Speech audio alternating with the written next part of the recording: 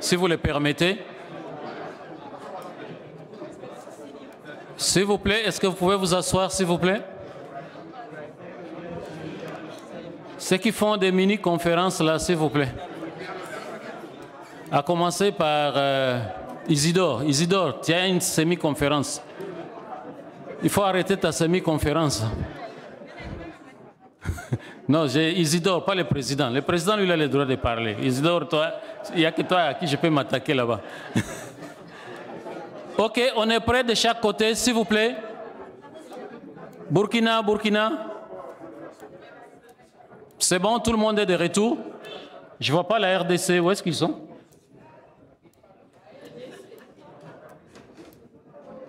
Le Madagascar est là.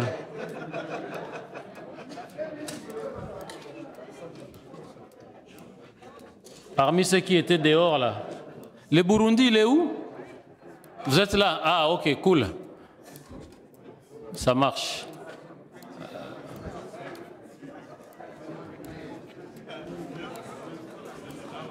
La RDC, c'est vous que j'attendais pour commencer. Ah, vous êtes là. Ah, c'est à vous de faire les choix. Ok, chers amis, est-ce qu'on peut commencer, s'il vous plaît? On n'a pas beaucoup de temps. Je vous avais dit qu'on va arriver à 18h30. Pour le moment, il est 18h moins 20. Si on est assez bon, on peut peut-être finir à 18h. Hein? Mais bon, ça va dépendre de vous. Ah, ok. Tout le monde est là? Est-ce qu'il y a un pays qui manque, s'il vous plaît? Isidore, Isidore. Est-ce qu'il y a un pays qui manque? Tout le monde est là. Ok, allons-y. Ok, donc comme je vous disais, s'il vous plaît, s'il vous plaît, s'il vous plaît, si on peut avoir une même conférence, ça serait bon. S'il vous plaît. Ok, donc comme je disais tout à l'heure, on va choisir 4 représentants, soit celui qui a fait la modération, ou les rapporteurs, ou le chef de la délégation, c'est comme vous voulez. On va prendre des pays de l'Afrique de l'Ouest et des pays de l'Afrique centrale et de l'Océanie. Qui sont volontaires. On va commencer d'abord par là. Les premiers seront les premiers servis, hein, qui sont volontaires pour venir. Pas pour venir. La RDC, ok, la RDC. Ça c'est pour l'Afrique centrale. Le Niger. Niger pour l'Afrique de l'Ouest. Guinée a parlé avant et Burundi. Donc, RDC, Burundi pour l'Afrique centrale et l'Océanie, Niger et Burkina, je pense. Burkina parlait avant Bénin. Donc, Niger, Burkina. OK, donc les représentants de ces 4 pays, priez me rejoindre ici, s'il vous plaît, rapidement. C'est à vous de faire le choix qui parmi vous va venir ici. Rejoignez-moi, s'il vous plaît. Donc, le représentant du Niger ou son porte-parole, du Burkina ou son porte-parole, du Burundi ou son porte-parole et de la RDC ou son porte-parole. Soyez les bienvenus.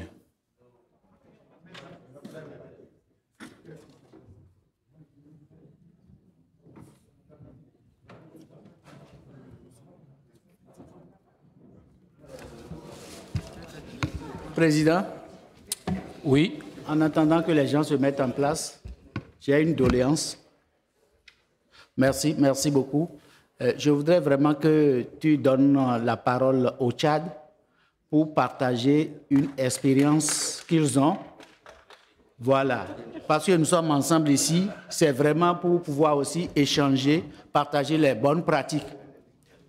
Je vais les laisser dire leur propre bouche, utiliser leur propre bouche pour dire ça, et ça va être vraiment mieux dans leur bouche. Merci. Merci, Président. Nous sommes en Afrique et la parole du Président fait office de loi. Donc, ouais, en Afrique, il y a une institution qu'on appelle président. Ça ne s'appelle pas présidence, ça s'appelle président. C'est ça le nom de l'institution. C'est la première institution du pays. Donc, lorsqu'elle dit quelque chose, ça devient une loi. Donc, je vais donner la parole au Tchad. Pour commencer, vous avez Tchad, vous pouvez vous mettre sur le pupitre là-bas. Vous avez 5 minutes rapidement pour vous parler. Où est-ce que vous êtes? Qui veut parler au nom du Tchad? Vous pouvez lever votre main pour que je vois où vous êtes. Tchad. Vous pouvez parler même à partir de là. À partir de là, vous pouvez parler à partir de là. Il y a un micro. Allez-y, vous avez 5 minutes pour nous partager l'expérience qui a fait que le président vraiment tombe amoureux du Tchad à ce point. Allez-y. 5 minutes, s'il vous plaît.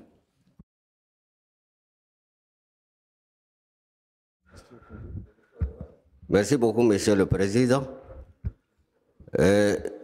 Au départ, j'avais pensé qu'on devrait présenter nos priorités.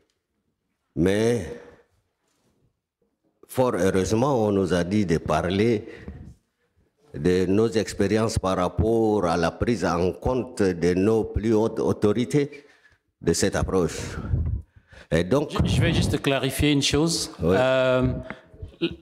Cette session actuelle, celle que nous venons de commencer, on ne va pas écouter tous les pays parce que faute de temps, il est impossible, si pas difficile, de pouvoir écouter tous les pays. C'est pour cela qu'on a sélectionné uniquement 4 pays et les autres vont suivre. Après, il y aura une séance de contribution où vous pouvez dire un mot s'il y a une particularité peut-être par rapport à votre pays. Mais comme vous, de façon spécifique, le président veut que vous disiez quelque chose, je vous laisse la parole, 5 minutes, pour nous donner ce dont il est question. Merci. C'est juste exclusivement par rapport à la réunion mensuelle présidée par le président de la République lui-même. C'est de ça. Ok, et donc je crois qu'au vu de l'importance de la santé du couple mère-enfant, nos plus hautes autorités, en l'occurrence le président de la République, organise tous les 24 du mois une rencontre pour suivre l'évolution de la mise en œuvre de la stratégie nationale en matière de santé de la mère et de l'enfant, et il suit personnellement. Et ceci a conduit aussi les gouverneurs dans les régions qui organisent, à l'image du président, autour de toutes les autorités locales, cette réunion, et les données, ou en tout cas les conclusions issues de ces réunions sont transmises au niveau de la présidence pour comparer les données qui lui ont été indiquées lors des réunions du 24 avec celles des réunions qui sont organisées au niveau des régions sous l'élite des gouverneurs. En plus de cela, nous avons eu à signer un mémorandum d'entente avec les autorités et les leaders traditionnels et religieux qui prend en compte les différentes activités de la santé du couple mère-enfant. Et une plateforme SRMNIA a été mise en place pour assurer le suivi de la mise en œuvre des termes du référendum qui a été signé entre le ministère d'une part et les autorités traditionnelles et religieuses d'autre part.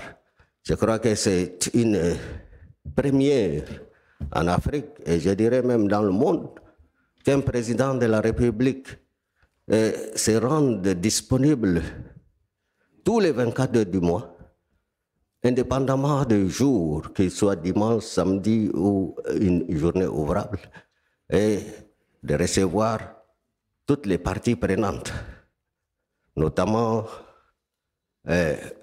les autorités du ministère et d'autres départements ministériels, et les partenaires, notamment l'UNICEF, l'OMS, la Banque mondiale, l'UNFPA, pour discuter ensemble des voies et moyens pouvant permettre d'améliorer les choses.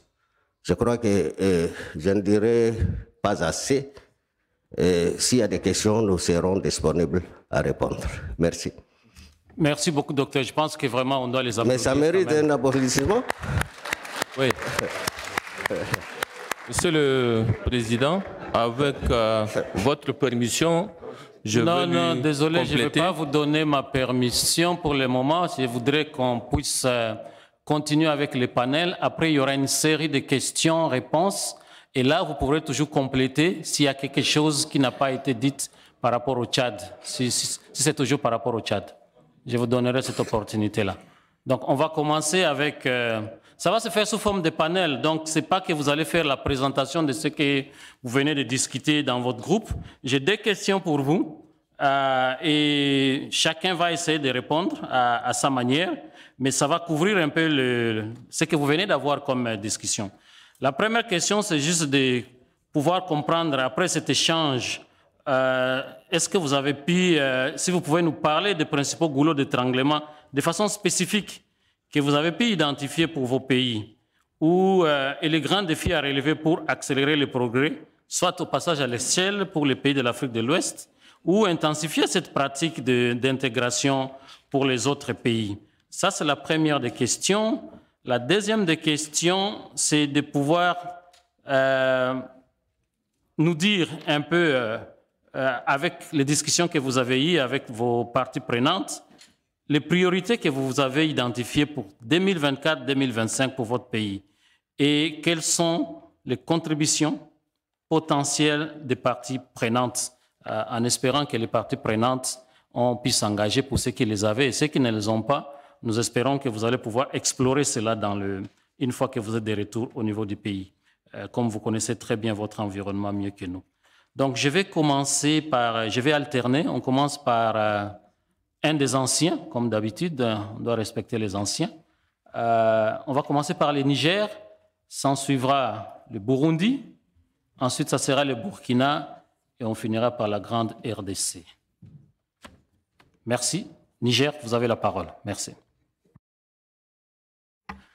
Donc, merci, monsieur le modérateur. Alors, donc, par rapport à la première question, donc, je pense qu'en termes de défis, c'est qu'il faut dire, le grand défi, c'est d'abord par rapport à la mobilisation et des ressources et des partenaires qui n'ont pas permis de couvrir les 20 districts initialement prévus. Donc, hier, à la présentation, comme vous l'avez vu, donc, on a juste pu couvrir 6 districts sanitaires. Donc, et actuellement, le processus est en cours pour aller de l'avant par rapport aux 14 autres districts qui restent. Donc là, je pense que le défi, c'est de voir un peu comment améliorer l'engagement de certains partenaires pour qu'ils puissent véritablement aider au déploiement global de cette démarche d'intégration. Donc le deuxième défi, c'est par rapport à la qualité des données. Donc je pense que c'est vrai, chez nous, je dirais qu'on a un peu progressé, du moins par rapport à cela, parce que des outils de collecte primaire des données, nous avons essayé d'intégrer cette partie d'intégration dans les outils de collecte des données primaires. Donc, également, nous avons aussi créé un formulaire spécifique par rapport à ces données d'intégration. Donc, qui fait que du coup, pour l'existence des métadonnées, donc on n'a véritablement pas de problème sur l'existence de ces métadonnées. Donc maintenant, le grand défi, c'est par rapport à la qualité des données qui sont produites effectivement donc sur ça. Voilà, je pense que, en tout cas, en résumé, c'est véritablement les deux goulots, en plus de ce qui a été déjà partagé par rapport à hier. Donc, qui fait que du coup, par rapport à la deuxième question sur l'environnement de demain ou de l'année 2025 en vue donc des perspectives. Donc nous avons identifié quelques-unes donc des priorités en vue donc d'aller de l'avant sur ça. Donc la première, c'est de voir un peu comment effectivement étendre donc la mise en œuvre de cette intégration, donc pour combler d'abord les 14 districts et avec déjà l'annonce qu'on a de certains partenaires, comment évoluer effectivement dans ça. Et là, cette intégration va aller au-delà jusqu'à toucher le niveau communautaire. La deuxième chose aussi, c'est vraiment de disposer d'un pool de formateurs au niveau région et au niveau national également pour appuyer cette grande dissémination donc au niveau des 20 districts sanitaires. Une autre priorité, c'est vraiment par rapport à la gouvernance. Donc, et pour la gouvernance, il y a véritablement deux choses qu'il faut voir. D'abord, c'est de réviser les normes et standards du SMNIA. Et dans le même paquet, on va essayer d'améliorer le contenu des cours, donc des curricula des écoles de formation des sages-femmes, des infirmiers et également au niveau des facultés. Voilà. Et maintenant, toujours dans le cadre de la gouvernance, cette fois-ci, c'est par rapport aux données. Donc, vraiment, une grande priorité sera accordée à la collecte, à l'analyse et surtout à l'utilisation des données de qualité, donc sur l'intégration de ces services SMNIA, et en utilisant effectivement le DHIS comme c'est la base qui est utilisée pour la gestion de ces données. Ensuite, toujours un peu la gouvernance, c'est assurer le fonctionnement des cadres de concertation pour une meilleure coordination. Donc, c'est vrai, c'est bon de disposer de tout cela, mais nous pensons que les cadres qui seront chargés d'animer, en tout cas ce volet, donc que ce soit au niveau national ou au niveau régional, donc on doit véritablement les rendre un peu vitales dans leur fonctionnement. Ensuite, c'est la dotation aussi des structures de santé et des centres de formation en certains équipements et matériels. Donc, ce qui va de soi, parce que la mise en œuvre ou l'extension de l'intégration va aussi susciter beaucoup de ressources en termes de matériel et équipements. Et le maillon faible aussi du système d'une façon globale qui est les ressources humaines. Donc, on a aussi mentionné comme priorité de renforcer le mentorat clinique des prestataires, donc y compris le collaboratif d'amélioration de la qualité au niveau des districts sanitaires et également les centres de formation. Donc, et tout cela ne peut se faire véritablement que si on a des ressources. Donc, c'est pour cela le dernier défi, c'est vraiment de mobiliser les ressources endogènes et les partenaires suffisants pour aller de l'avant sur ça. Voilà, je pense que de façon, en tout cas, ramasser ce que nous avons véritablement pu faire sur cet exercice. Merci beaucoup, le Niger. Bien sûr, il y aura une séance si les gens ont des questions par rapport à ça, pour en poser. Le deuxième pays à venir, c'est le Burundi. Docteur Anani, vous avez 4 minutes. Merci beaucoup, Monsieur le Président. Donc, nous avons beaucoup aimé cette séance de travail parce qu'on a constaté qu'on n'avait pas une bonne compréhension de la façon de prioriser. Et alors, cette séance nous a permis de mettre en place des stratégies. Donc, quels sont les goulots d'étranglement que nous avons? D'abord, on n'a pas de directive par rapport à l'intégration. Deuxièmement, nos prestataires ne sont pas sensibilisés suffisamment sur l'intégration des services et ne sont pas formés. Nous constatons également que les partenaires ne sont pas sensibilisés sur l'intégration. Donc, il y a cette verticalisation des appuis qui se concentrent sur un volet et qui oublient l'autre. Il y a également la population qui n'est pas sensibilisée. Donc, quand ils viennent, donc quand par exemple une femme vient au niveau de la formation sanitaire, donc elle n'est pas au courant qu'elle doit bénéficier, en plus du service qui l'a amené au niveau de la formation sanitaire, qu'il y a aussi d'autres services qu'elle doit bénéficier. Il y a aussi les outils de collecte de données intégrés, donc qui ne sont pas là et qui ne sont pas harmonisés. Et il y a donc cette formation de base qui n'est pas également intégrée de façon efficace. Alors, quelles sont les priorités que nous avons mis en avant? Les priorités... Donc, il y a l'élaboration des directives intégrées, PFPP, PFPA et SRMNIA NUT. Il y a également le renforcement des capacités, le briefing de 3000 prestataires pour 1000 formations sanitaires publiques et confessionnelles sur l'intégration des services. Il y a également l'harmonisation des indicateurs et des outils de collecte des données dans l'intégration des services. Il y a également l'organisation d'une campagne intégrée des services PFPP, PA, SRMNIA NUT. Il y a également l'organisation des mentorats cliniques intégrés qui abordent les thématiques santé de la reproduction maternelle, néonatale, infantile, de l'adolescence et la nutrition. Il y a également la promotion de la distribution à base communautaire et des méthodes contraceptives, y compris l'auto-injection d'Osana Press. On va également organiser une conférence nationale sur la PF, PP, PPA, la santé maternelle, néonatale, infantile, de l'adolescent et la nutrition. On va également organiser des campagnes de sensibilisation communautaire dans 49 districts sanitaires sur l'intégration des services. Et puis, les partenaires potentiels, donc il y a IPAS qui a déjà accepté de nous appuyer parce que nous étions ensemble dans la salle. Et nous avons demandé à celui qui représentait IntraHealth de venir également travailler au Burundi. Et nous prévoyons faire une restitution dès l'arrivée avec les partenaires clés pour leur montrer les priorités que nous avons établies pendant cette réunion. Et nous pensons qu'il faut emboîter le pas aux autres partenaires déjà engagés. Je vous remercie. Merci beaucoup, Dr Anani. Au moins, cette réunion aura servi pour vous à identifier des partenaires prêts à vous appuyer. Donc, vous ne rentrez pas les mains vides. Le suivant, c'est le Burkina Faso.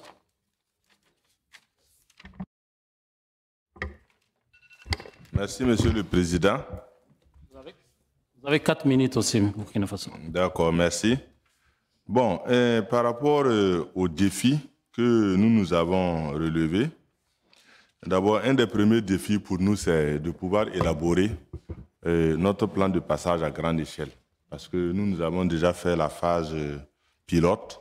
On a commencé à étendre la stratégie à certains districts, mais nous voulons pouvoir élaborer un plan qui va nous permettre de couvrir l'ensemble des districts et qui va nous donner des orientations claires sur les activités à mener dans le cadre de la couverture de l'ensemble des districts.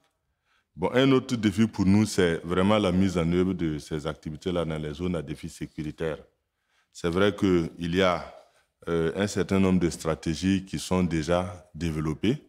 Certainement que nous allons encore développer de nouvelles stratégies pour couvrir au maximum les populations des zones à défi sécuritaire, surtout les personnes déplacées internes.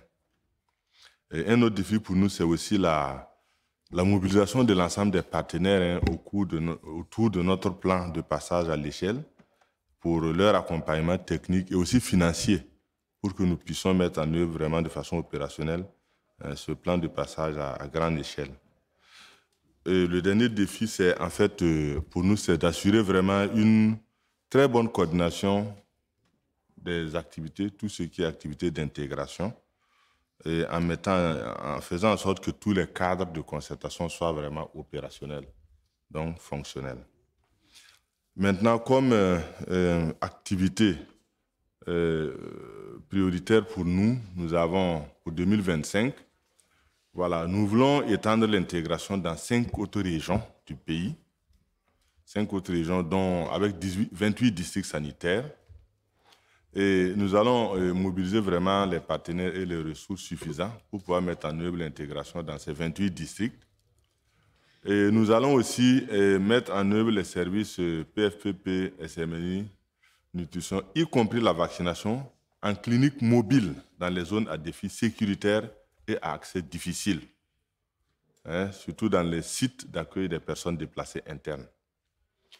Et nous allons assurer un suivi et une supervision de la mise en œuvre de l'intégration de ces services à tous les niveaux. Et nous allons assurer la tenue régulière aussi des rencontres périodiques du groupe de travail, groupe technique de travail pour une meilleure coordination de l'intégration des services PFPP, SMNI, nutrition, y compris la vaccination. Et nous allons aussi doter les formations sanitaires des 28 districts en équipements médico-techniques complémentaires et en outils de collecte de données pour l'intégration des services.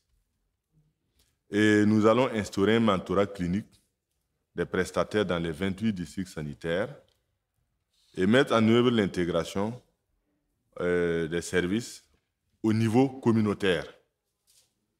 Et il faut aussi, nous allons assurer la collecte, l'analyse et l'utilisation des données de qualité sur cette intégration.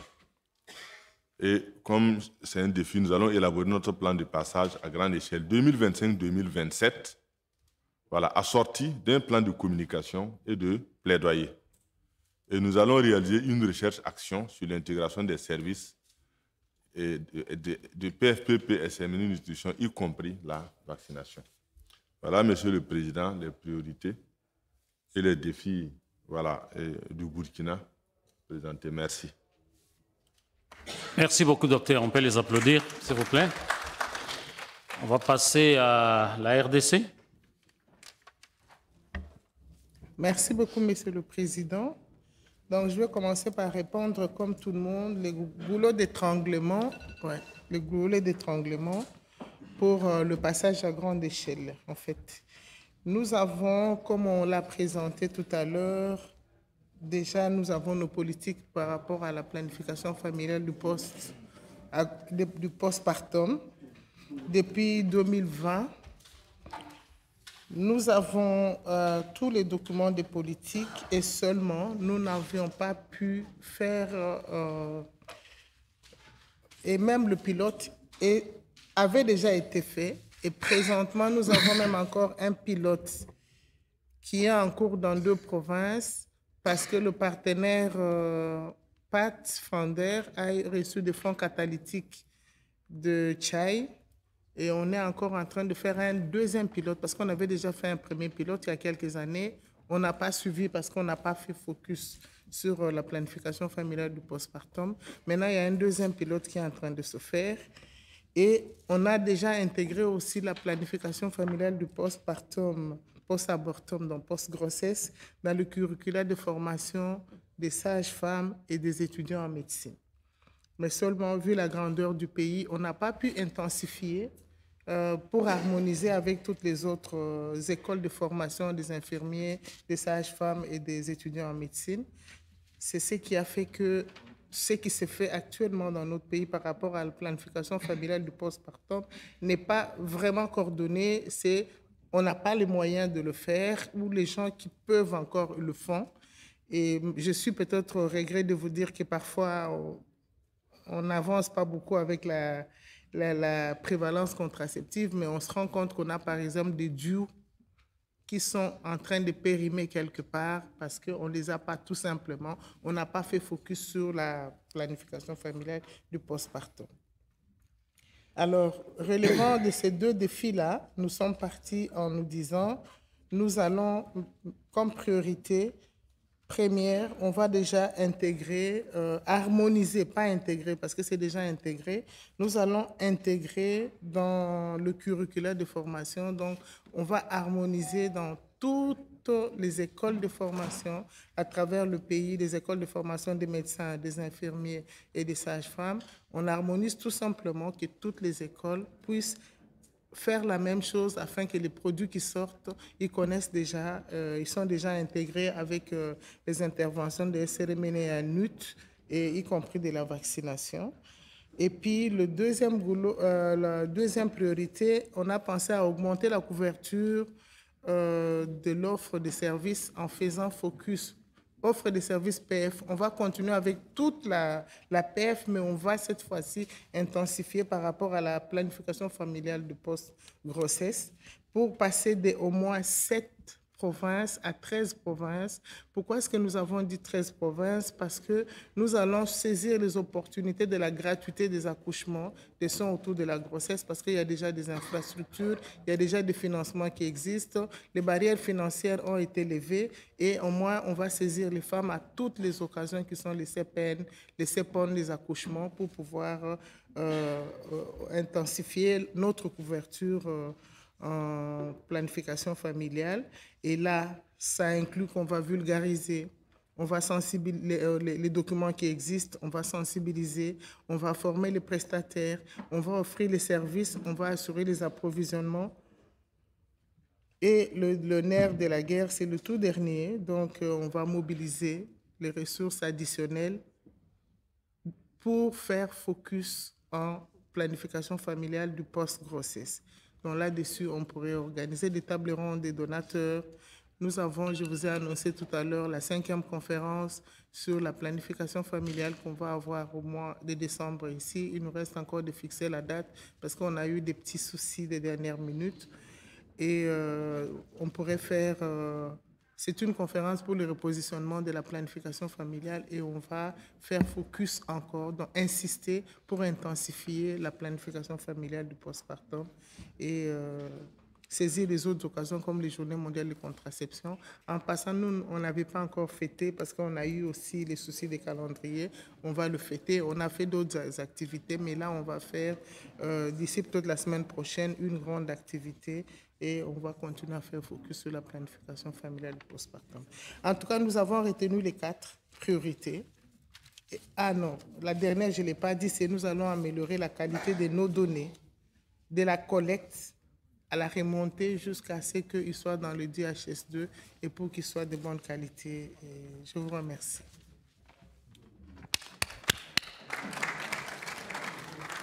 Merci beaucoup, Madame la Directrice. Nous allons donc passer à présent, après que les 4 pays aient présenté, à une petite session où nous allons contribuer ou poser des questions. Je propose la méthodologie suivante. Vu qu'ici, on a 4 pays, je souhaiterais que ceux qui vont poser des questions, des contributions, soient d'autres pays que ceux qui sont ici. On va prendre peut-être d'abord une série de 5 et s'il vous plaît, limitez-vous par rapport à ce que vous voulez dire. Si c'est déjà fait ou ça a été déjà dit, ne le répétez plus. Je vais commencer comme j'avais promis au Tchad et comme c'était sur recommandation du président. Donc, je vais vous donner la parole en premier et je voudrais voir s'il y a d'autres pays qui souhaiteraient dire un mot rapidement. Comme vous savez, on est déjà à 18h10. J'avais prévu qu'on finisse à 18h30, donc nous sommes encore un peu dans les temps. Mais je ne voudrais pas vous retenir ici jusqu'à 19h. Tchad, en premier, attendez, okay. Je vais vous donner la parole, mais je voudrais d'abord savoir s'il y a d'autres pays qui voudraient dire quelque chose. Ok, merci. Non, attendez d'abord. On prend d'abord les gens qui veulent dire quelque chose. Quel pays veut parler?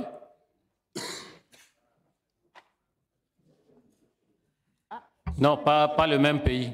Non, la RDC, vous avez déjà... Non, les RDC, non. La RDC a déjà parlé... Non, laissons d'abord la parole aux autres aussi. Comme vous êtes de la RDC, vous pouvez éteindre votre micro. Ce n'est pas par rapport aux panélistes, non. Oui, mais vous représentez la RDC, donc je vais prendre un autre pays. Pas la RDC. Sauf s'il n'y a aucun pays qui veut parler, alors dans ce cas, je reviendrai vers vous. Pour le moment, Centrafrique?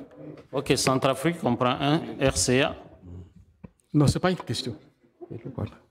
Coupez le micro, s'il vous plaît, monsieur Aïpas. Ah, merci beaucoup, merci. J'ai dit couper le micro. Ah, ok. Mali. Voilà, merci beaucoup pour la compréhension. Ça, c'est quel pays? Mali? Ok, Mali. Un autre pays qui voudrait parler? Dans la salle? Ok, les gens sont fatigués. Aïpas, vous serez le 3e alors. Donc, je vais vous revenir. Je vais commencer par le Tchad, suivra la RCA, le Mali et Aïpas, RDC. Le Tchad, vous avez la parole, s'il vous plaît. Ok, merci pour la parole. En fait, je voudrais juste compléter par rapport à la réunion du 24, dirigée par le chef de l'État, le défunt Idriss Déby Itno, en fait. Donc, chaque 24 du mois, voilà, vous avez dit ça. Donc, les retombées de cette réunion sont les suivants, parce qu'une fois, quand il a posé la question, pourquoi les femmes meurent? Et le ministre avait dit, les femmes viennent accoucher au niveau des centres de santé, mais s'il y a complications, nous n'avons pas de moyens pour l'évacuer vers les hôpitaux. Donc, directement, il avait instruit, il a envoyé 100 ambulances, première phase et deuxième phase, 80 ambulants. Et au total, c'était 200 ambulances. 200 ambulances. Autre réunion, il a toujours remarqué les décès. Et qu'est-ce qu'on a dit? On a dit non, la plupart de la population est rurale, mais on n'a pas assez de formation sanitaire en fait. Donc, directement, il a commencé à créer les centres de santé. Donc, on avait plein de centres de santé. Voilà. Et ensuite, on a dit que la population est pauvre, en fait. Les femmes ne viennent pas utiliser les services parce qu'ils n'ont pas les moyens pour acheter. il a dit, il a pris un décret pour rendre gratuitement tous les soins maternels, néonatals et infantiles au Tchad. Malheureusement, il est parti et voilà, c'est son fils qui va reprendre les choses en fait. Et par rapport aux spécialistes, il a aussi autorisé la formation sur place des gynécologues, des pédiatres et des sages-femmes. Voilà. Mais seulement, la population tchadienne est très, très têtue. Donc, franchement, la gestion des ambulances et le comportement des prestataires posent problème. Voilà. Merci. Ce sont les défis opérationnels. Bravo. Ça demande de nouveau, je pense, un peu comme le Madagascar l'a fait tout à l'heure, que le leadership au sommet de l'État est important. Si on a ce genre de leadership, ça aide vraiment à pousser les indicateurs, mais surtout, comme je dis toujours, pour moi, ce n'est pas vraiment les indicateurs, mais c'est le bien-être des femmes et de nos familles. Merci beaucoup, le Tchad, pour cette expérience. RCA, s'il vous plaît. Oui, merci beaucoup. Merci aussi aux panélistes. Comme nous avons dit dans notre présentation ce matin, notre délégation ici et cette session nous a permis de beaucoup apprendre. Et cette session de priorisation, nous avons mis en profit des connaissances et ce que nous avons appris depuis les 2 jours pour revisiter nos priorités en fonction des principaux goulots qui se présentent à nous au pays.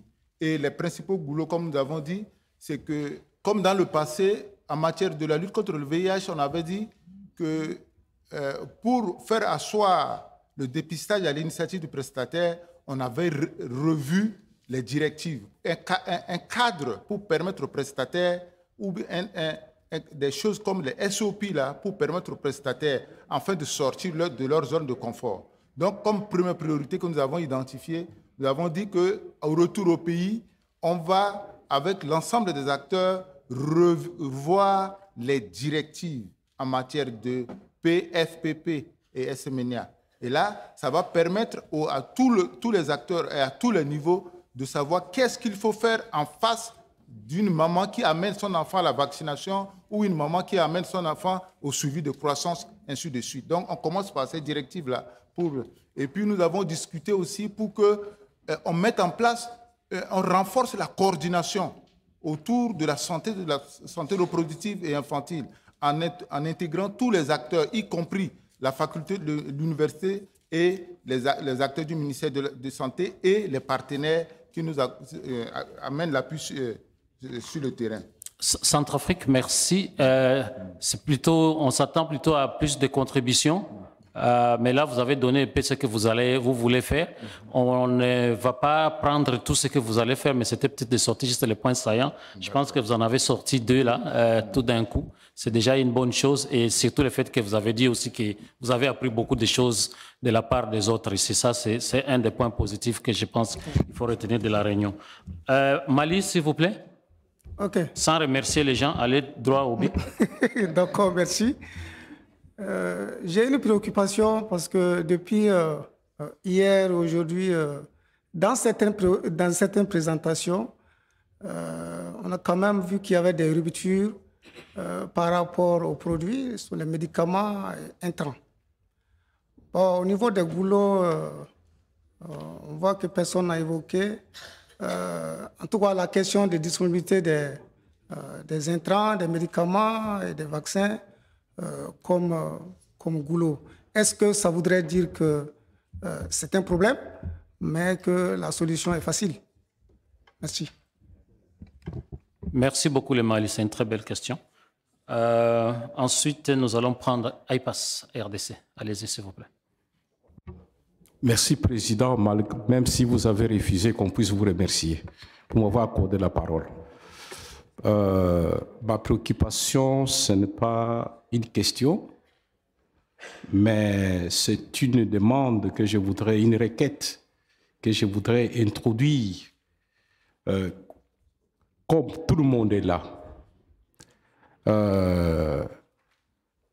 Madame le docteur Domingo, qui vous a précédé l'avant-midi, je l'ai très bien suivi.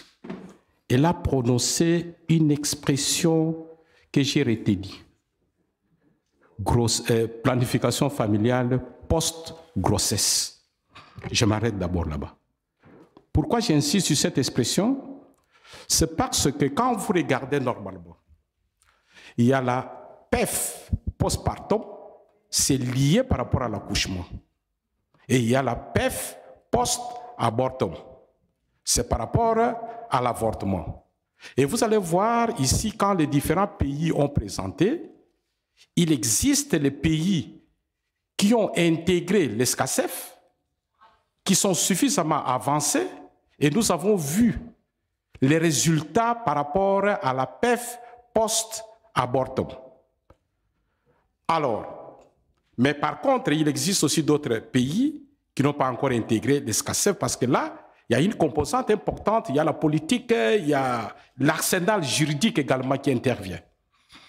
Maintenant, ma requête, c'est celle-ci. Étant donné que, d'une part, il y a la PEF post-abortum, d'autre part, il y a la PEF post-partum, est-ce qu'il n'y a pas moyen de prendre cette expression que j'ai beaucoup aimée et qui va vraiment, je ne vois pas comment est-ce que les gens peuvent refuser ça, cette expression que j'adore, si je peux, permettez-moi de reprendre ça, PEF post-grossesse qui unit les deux PEF.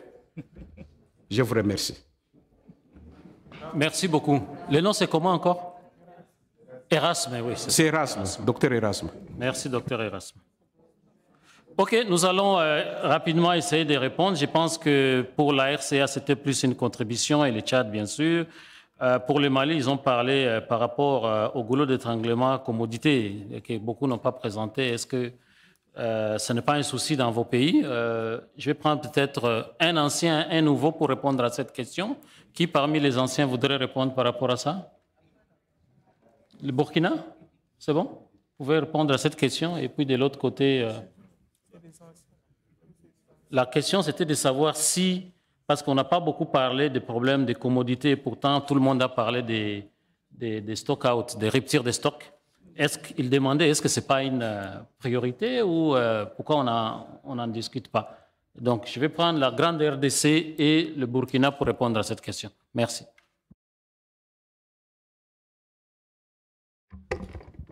Oui, merci, Monsieur le Président. Bon, pour le Burkina, par rapport aux médicaments, on a un système de gestion des médicaments.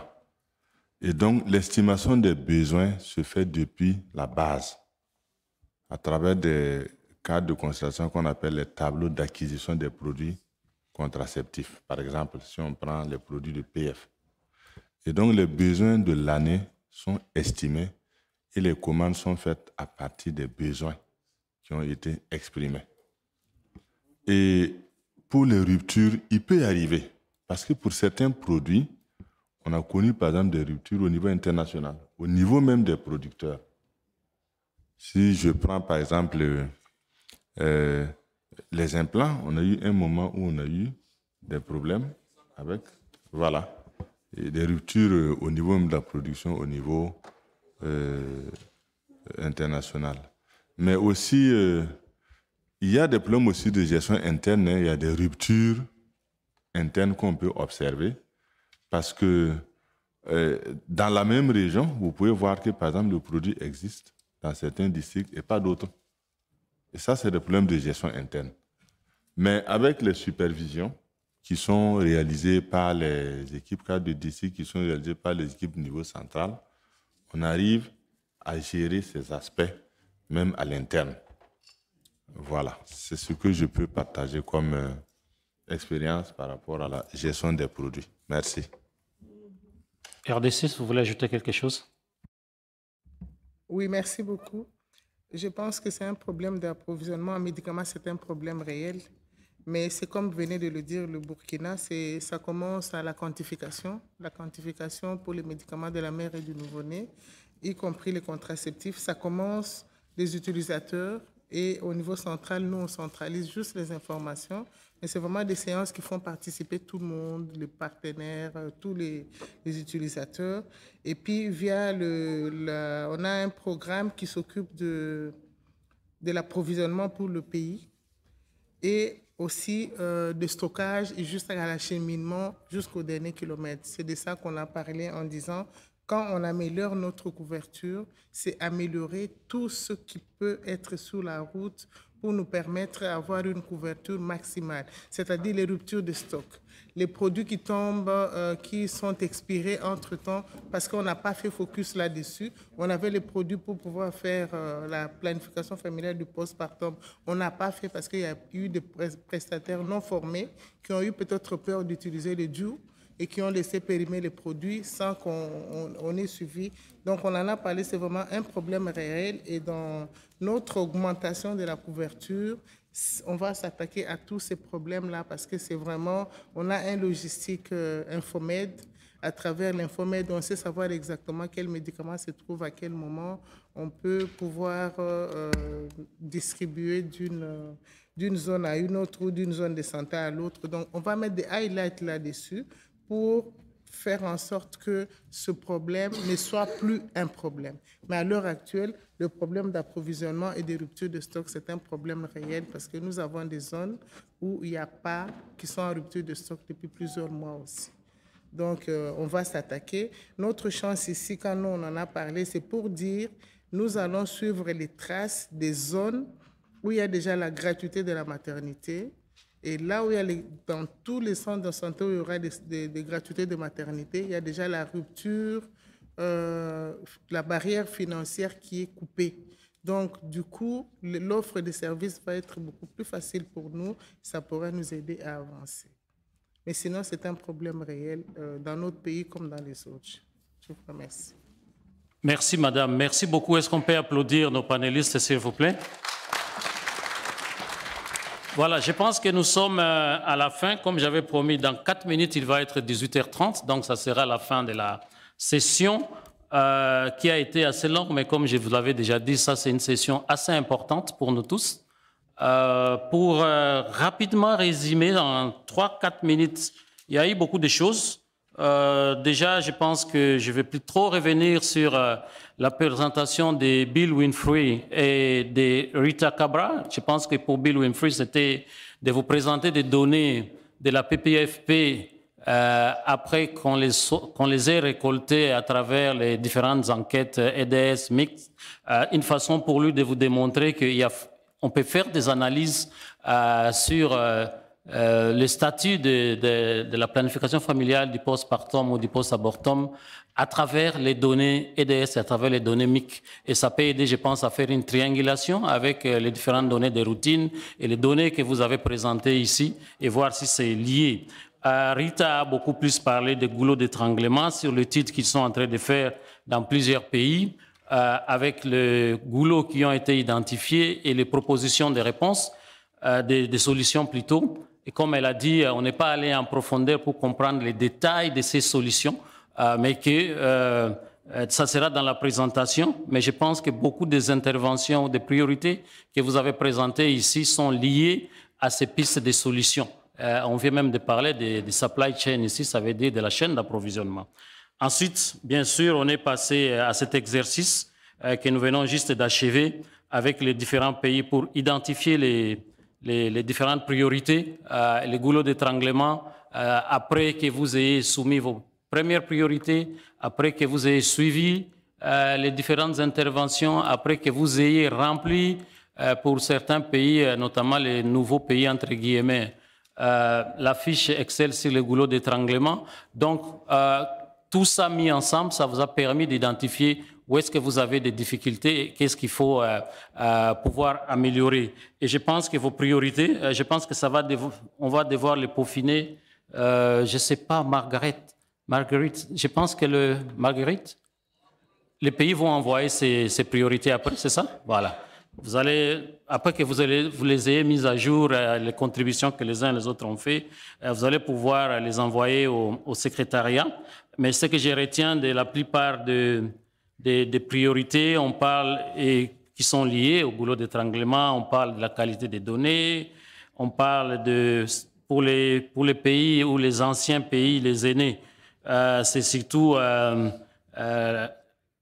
essayer d'atteindre leurs objectifs de mise à l'échelle comme ils s'étaient prévus, parce qu'ils ne l'ont pas encore atteint, avec tout ce que ça comporte comme implication, mobilisation des ressources, gouvernance, formation et ainsi de suite. Pour les nouveaux pays, c'est plus une mise en place des directives, des formations aussi, et d'avoir des objectifs clairs sur les zones qu'ils veulent couvrir et pouvoir mobiliser aussi leurs partenaires pour une réorganisation des ressources, mais aussi inviter d'autres partenaires à pouvoir financer ou qu'ils soient capables de mobiliser des ressources. On a beaucoup parlé aussi des aspects des personnes déplacées ou des zones insécures, comme le Burkina et la RDC. Je sais que le Niger, le Mali, tous ces pays-là ont des zones fortement insécures où il y a des gens et il y a des femmes là-bas et qui ont aussi besoin d'être priorisés dans cette mise à l'échelle ou dans cette intégration. Je pense en gros, si vous le permettez, c'est tout ce qui a été dit sans que je n'entre dans les détails. IPAS, merci beaucoup. Je n'ai pas fait de commentaire sur votre, puisque c'était plutôt un commentaire et une proposition. Je pense que l'OMS est dans la salle ou s'ils ne sont pas là, on leur renverra ça parce que c'est souvent qui nous créent les concepts, si est-ce qu'ils sont d'accord avec ça ou pas. Après, c'est des concertations et des discussions pour comprendre si cela aide à arriver à la solution voulue. Parce que les concepts ne sont pas créés juste pour être créés. Il faut que ça soit lié à une solution potentielle que cela peut amener. Voilà, en gros, chers collègues, la session de l'après-midi. Il est 18h30 juste. Je rends le bateau et les flambeaux au modérateur principal. Merci beaucoup, docteur Martin. Oui, justement, il faut applaudir. Non, je vous prie de rester sur place, s'il vous plaît. Restez sur place, s'il vous plaît. Nous allons profiter de votre présence pour conclure cette belle journée. Elle a été longue, elle a été merci. Éprouvante, mais nous y sommes arrivés. Mesdames et messieurs, nous avons passé une journée assez fournie. D'abord, une session sur l'initiative de la SAGO pour améliorer les contenus des curricula de formation. Ensuite, nous avons glissé pour donner la parole aux 7 pays de l'Afrique centrale francophone pour nous présenter l'état des lieux de l'intégration dans leurs différents pays. Ensuite, nous avons terminé par la session qui vient de finir. Dr Martin, de façon très brillante, a fait le résumé de cette séance. Demain, nous aurons la dernière session, mais en 2 temps. Une première partie qui sera constituée de quelques présentations et ensuite des panels de discussion.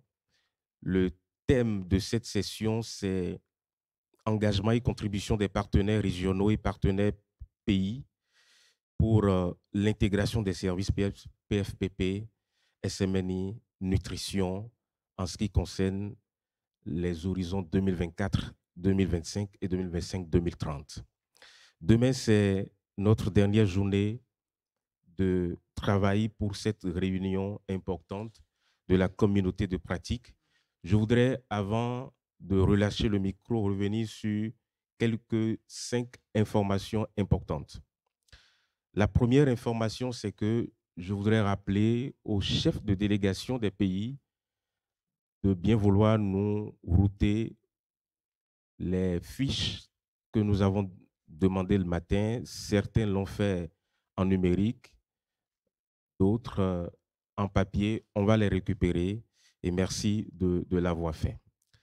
Ensuite, je voudrais dire que l'impondérable technique que nous avons eue tout à l'heure est due à une coupure brusque d'Internet. Lorsque nous savons que c'est Internet qui nous permet de faire le direct. Et donc, c'est indépendant de la volonté de l'équipe audiovisuelle. Toutefois, l'équipe me charge de vous présenter des excuses pour ce contretemps.